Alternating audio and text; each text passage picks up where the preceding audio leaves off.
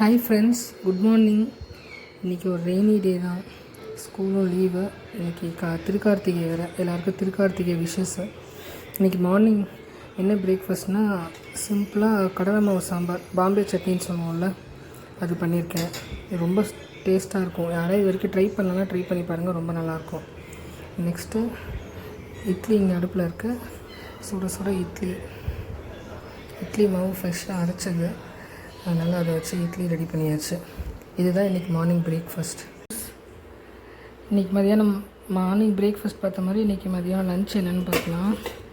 இன்றைக்கி கொஞ்சம் ஸ்பெஷலாக பண்ணியிருக்கேன். சுட சுட சாதம், அப்புறம் முள்ளங்கியும் கத்திரிக்காயும் போட்டு சாம்பார், அப்புறம் இது அவியல்,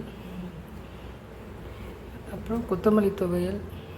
இது தேங்காய் சேர்க்காமல் செஞ்சுருக்கேன், ஆனால் நாளைக்கு வரைக்கும் கூட இருக்கும்.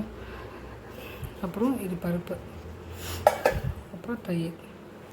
இதுதான் இன்றைக்கி லன்ச் மெனு. Thank you friends.